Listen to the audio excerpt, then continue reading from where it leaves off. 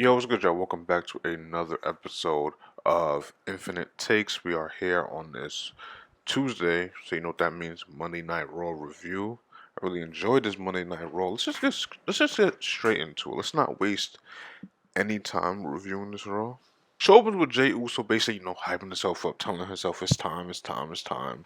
It's time to win the IC championship. He's real hype, he's real, I think he has a main event spot in this night, which I was kind of surprised. 'Cause I didn't think it was gonna be an event spot based on the card. I thought it was really gonna be Cody and Drew. I was like, okay, you know, that's a foreseeable main event. Like I could see that happening. Like that's just the star power it has. But no, this was literally the main event: Jey Uso versus Gunther for the IC title. It also shows Judgment Day entering the arena.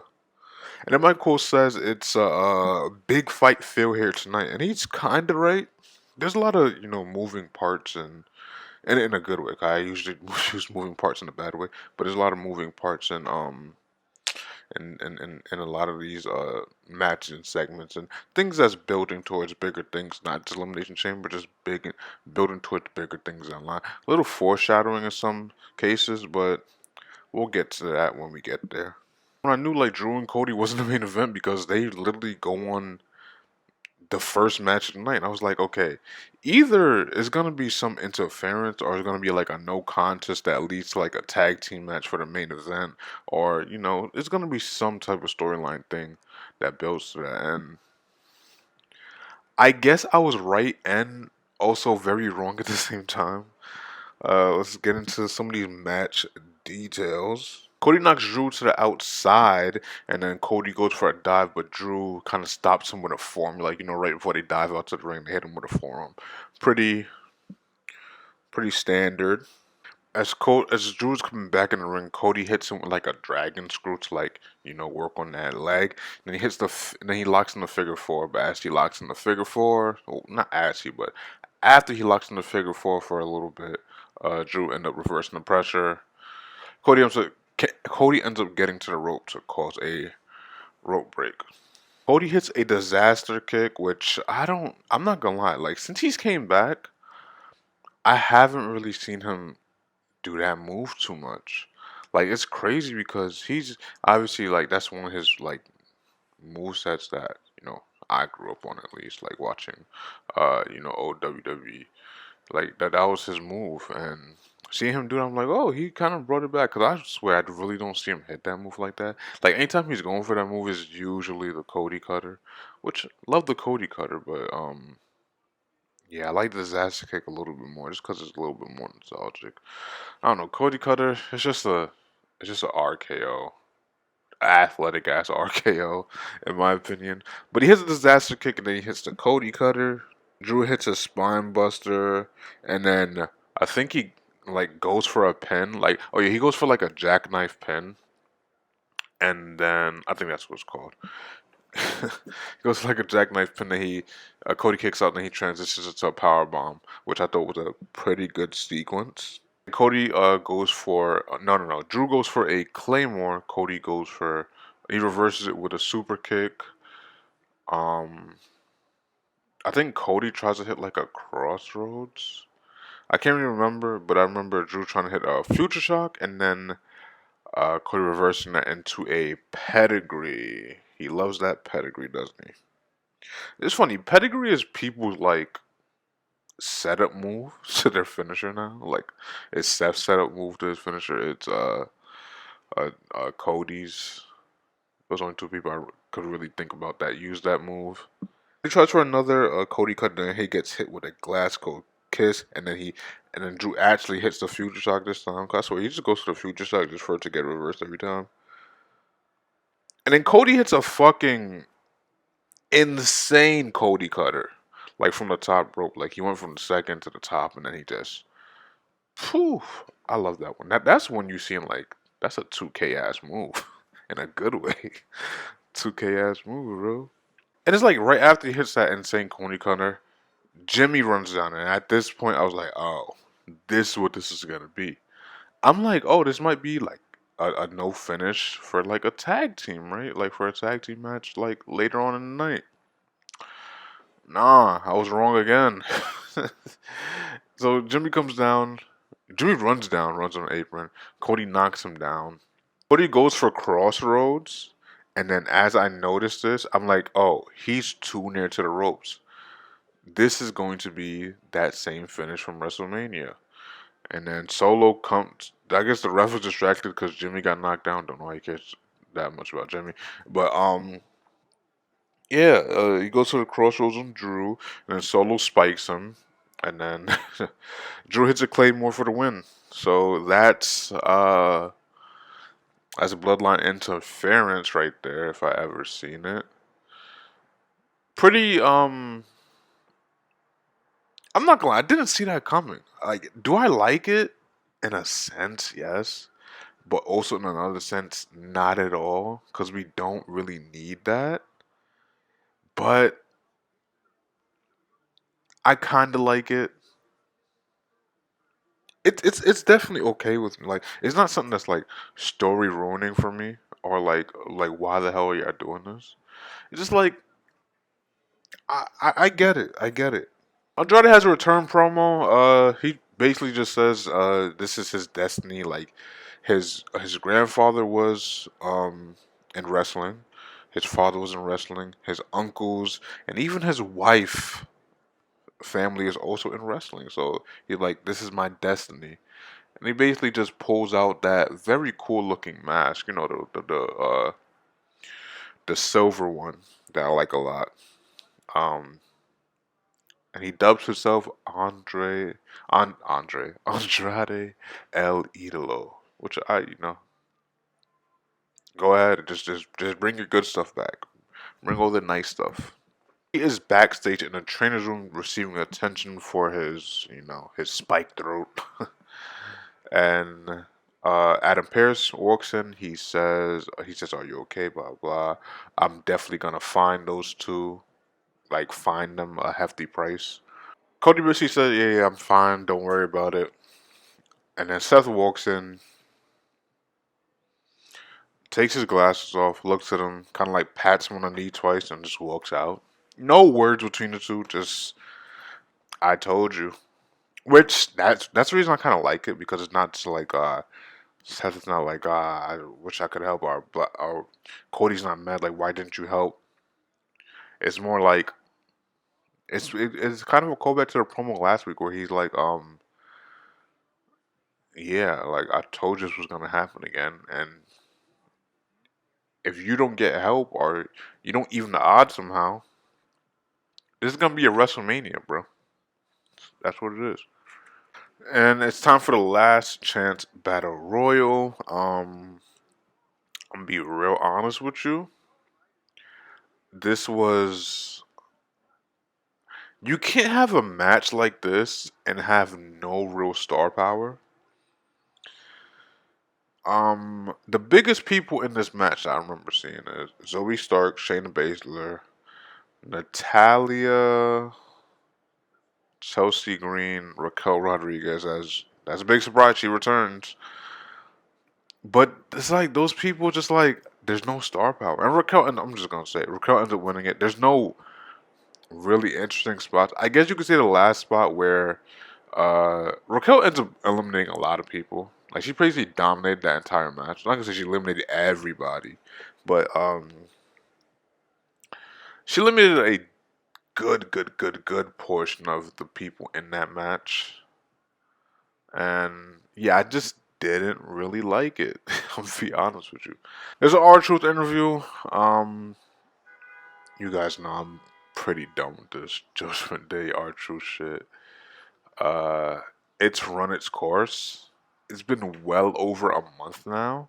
Like it started at like the Royal, like after the Royal Rumble. We're about to hit Elimination Chamber. That's about a month now, and yeah, that's a lot of fucking weekly television. It's not even weekly. It's on Raw and SmackDown. Like it's been like consistently on Raw and SmackDown. We have a Michael Chandler promo. A lightweight, a featherweight. I think he's like a lightweight fighter. Um, yeah, he basically just calls out Connor for whatever fucking reason. I really don't know why he did this. But he did it. He for sure did that shit. That game when Ivor have both separation promos. Chad Gable says you took out both of my teammates and you've been bullying them for quite some time now. Let's just have this one-on-one battle to put it all to an end. And Ivor just basically says the same, not the same thing. He says, the gods have chosen you. Uh, it's something about the gods, and I don't understand the Vikings Raiders whole stick with the god stuff. I don't get it. Maybe it'll make more sense when you know his tag team partner returns from injury. I don't even know who he was injured with. But for the match, I hate Truth, Miz, and DIY versus Judgment Day. And I'll be honest, there are no notes for this match. None. I'm not gonna lie. I'm not a tag team guy, but I will do simple tag teams. The most I would do is 3-on-3s. I can get with that. When it comes to 8-man, I just can't keep up, bro. I'm sorry. It's way too fucking. It's too many moving parts. There's too many things happening at once.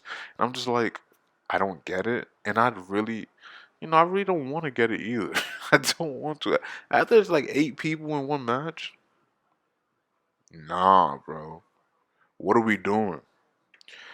Anyways, no notes. Judgment Day win. That is basically all I got from that match. A Judgment Day win. I just had this thought, like, what did Judgment Day win? I'm pretty. Yeah, they did win. They for sure won.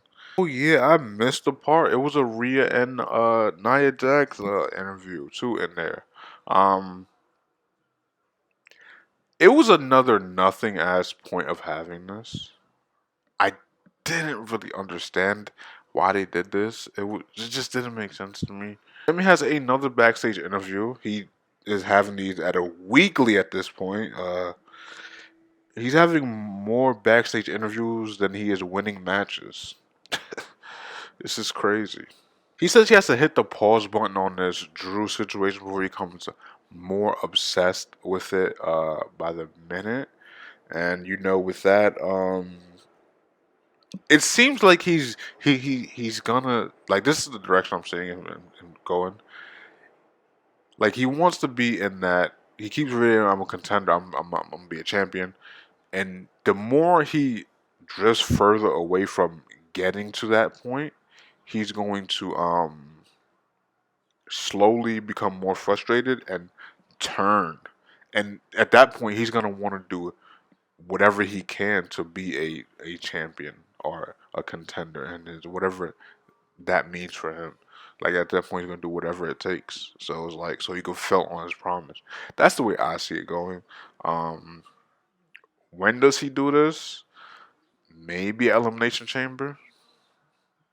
Maybe he turns on somebody. Who would he turn on? I don't know. I don't know, man. We'll just have to wait and see. Now we have a Becky Lynch promo, which I love me some Becky promos. They're never bad to me. She says there's not much that's going to be new in her career because she's accomplished so many things through her illustrious career here in the WWE. But this chamber is a new for her. As you know, she has never competed in a chamber. And she basically says she'll win the chamber to face Rhea at Mania. Says her and Rhea have crossed paths for about a year.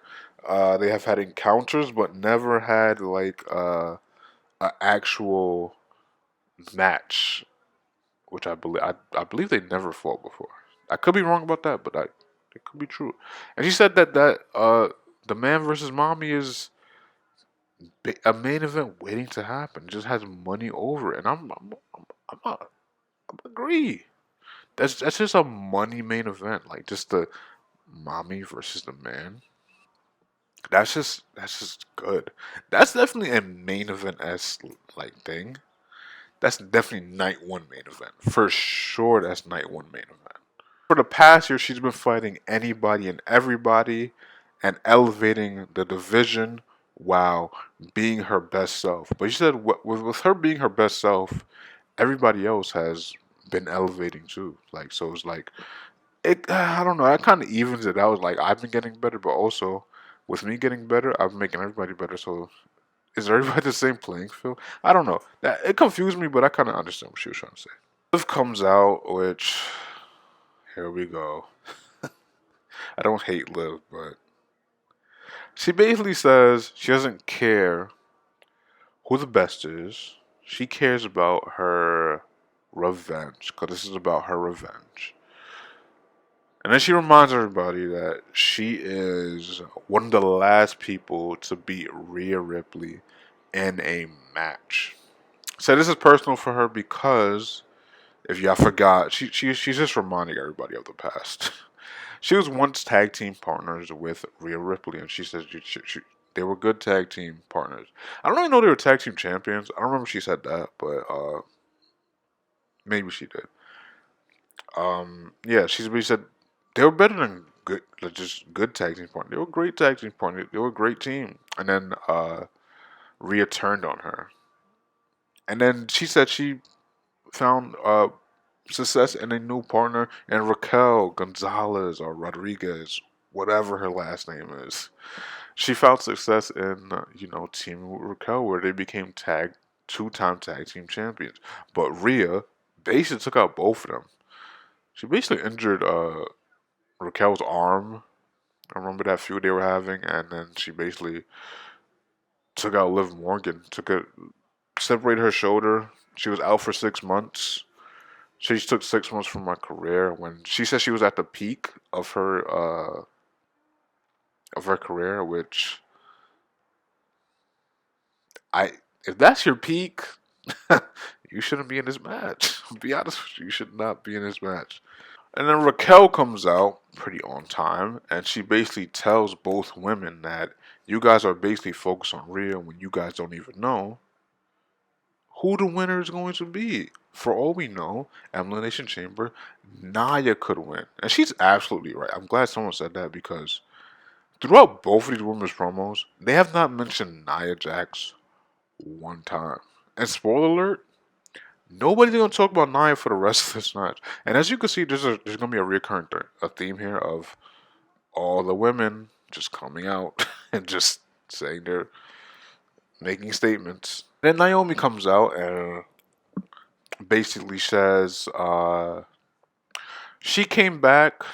Well, she made a name for herself in this company and outside of this company, which is true. She definitely did do that, and she came back not to just come back. She came back to make a name for herself. Nope, that's not it. She came back to make her way back to the top. And obviously, winning this Elimination Chamber would put her right back at the tippy top.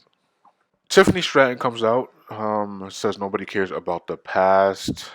This is about the future, and she is the future. Then Bianca comes out and she says she is the only woman in this match to actually win an Elimination Chamber.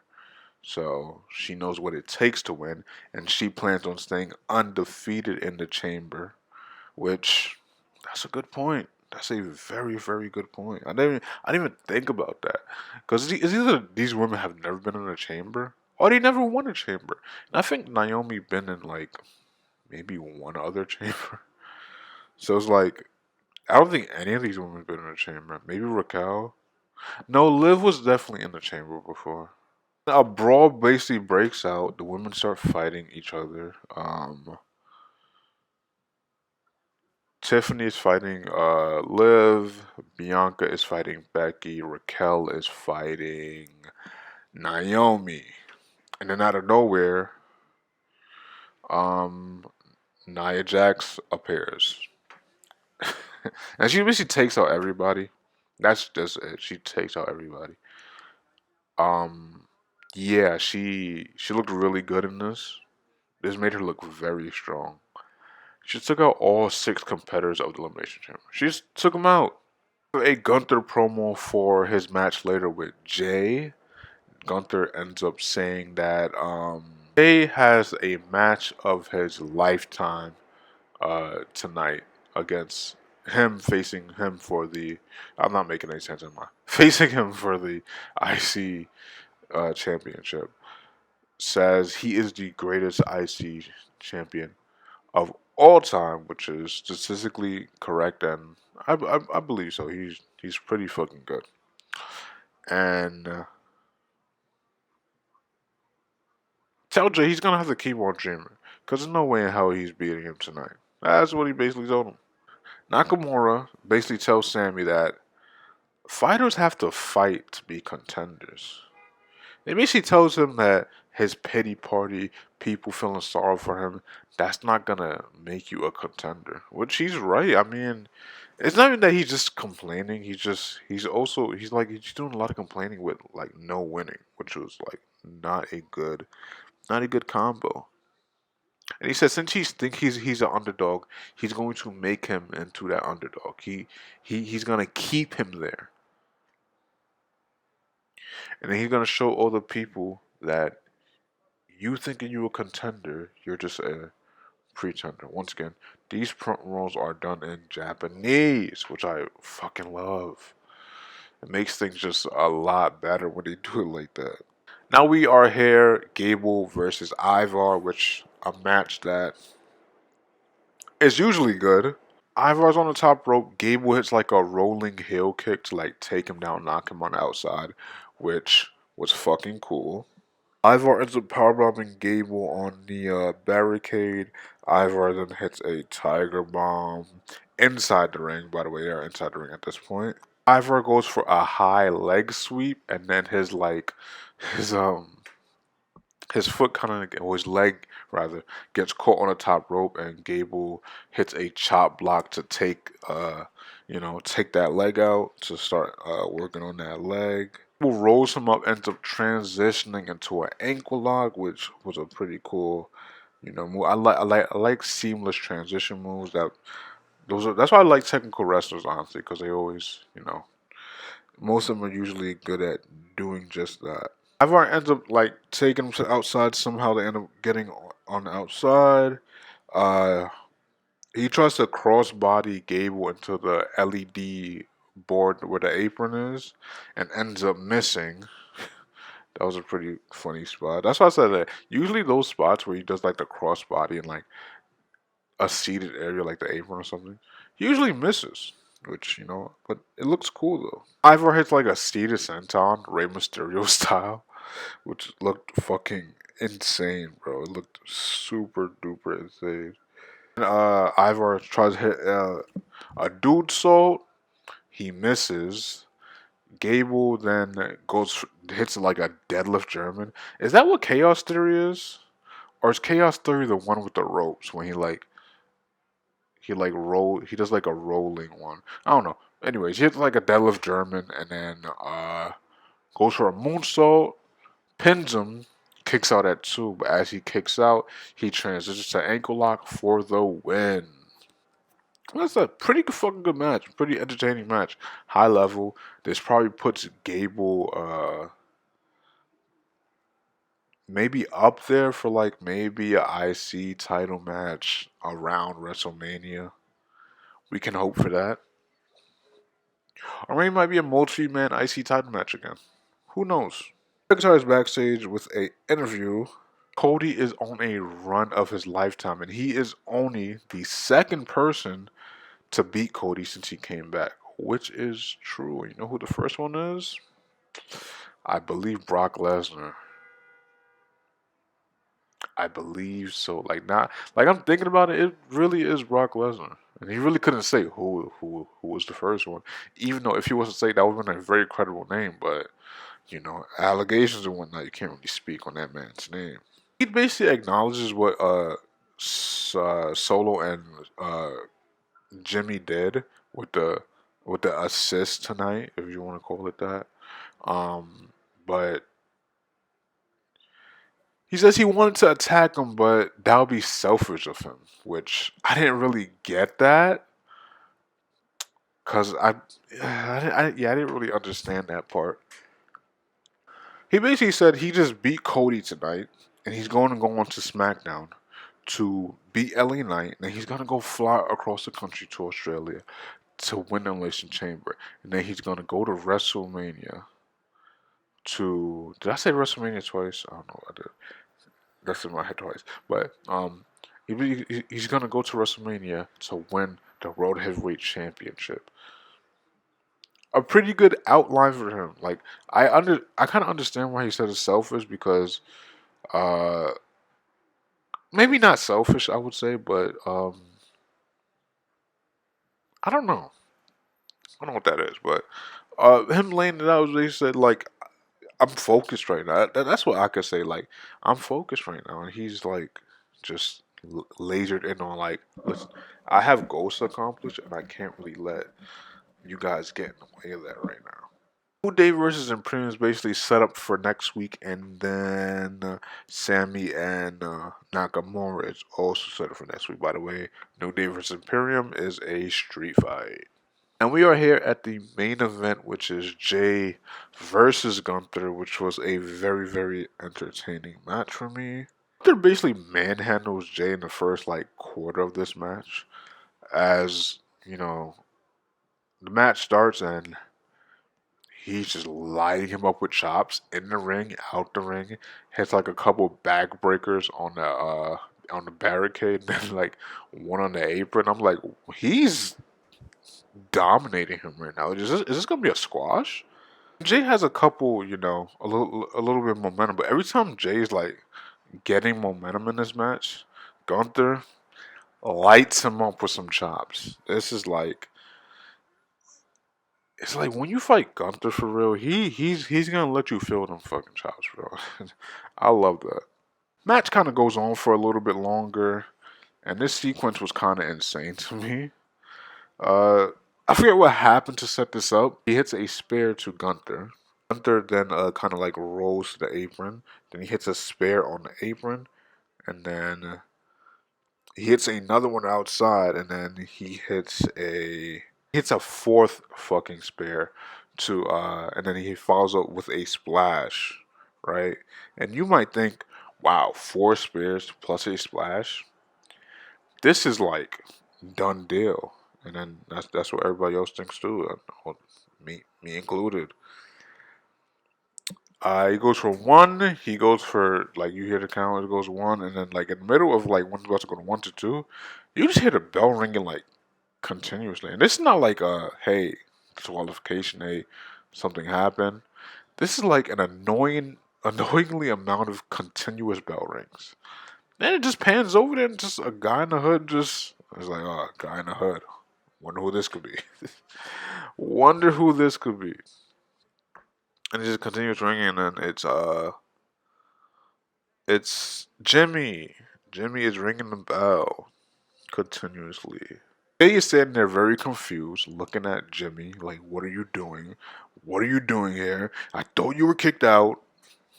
That's what I really thought he was kicked out. Like he's gonna get fined a lot of money in theory. But yeah, Gunther chops Jay back of the neck. Bow.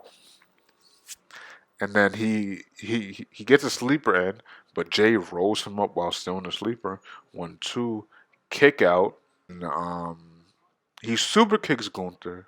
He dives at outside to take out Jay and a few security guards. He goes up top rope to try to hit a splash, but he misses. Well, he doesn't miss. Gunther gets up to the knees and basically just rolls him up for the 1 2 3. Gunther retains. This is one of the first times that people could say he actually survived since like Sheamus. And yeah, I would really admit that. Because 4 spears plus a splash, he was losing that shit, bro. Like, guarantee he was losing that shit. And after the match, Jimmy attacks Jay. He super kicks him. Then he tells him, no matter how big you get, I'ma always be your big brother. But I like it. Like I don't think a lot of people do like this because they feel like they're bringing Jay back down. But this was always the plan. Like from the beginning when Jay originally turned on him at SummerSlam. This was always going to happen. No matter what Jay did, this was going to happen no matter what. So I'm not gonna say this was predictable. I kind of forgot they were in that feud. They weren't really in the feud. They kind of just put it on whatever. But like you knew eventually that they were gonna go back to this. And Jimmy ends up hitting two splashes on him, and then the show goes off the air. But yeah, I'm gonna be honest. Like this was always going to happen, and I don't know if people like I seen like maybe like a post about it, and like people just feel like it's not the right call. And it's like, bro, nah, I think this is great. Cause like, in another reality, you could make Jay win the title, and then like set up a feud between him and Jimmy for the IC title. Yeah, but like that's another feud that just doesn't need a title. It doesn't need it at all. I did. There's no story in it on its own to where like you could just tell the story. And this is gonna go on. It's gonna stretch into WrestleMania, obviously, and that's what people have to see. Like you think about it right now, like yeah, it's bad, but Gable could beat Gunther soon. Like there's so many things that could happen, and I'm not too mad at this. So, like I said, I think this was a very good Raw. Um, I just think they kind of booked the women a little poorly here.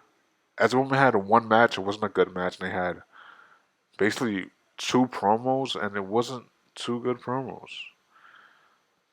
So yeah, I just think the women were kind of booked a little poorly.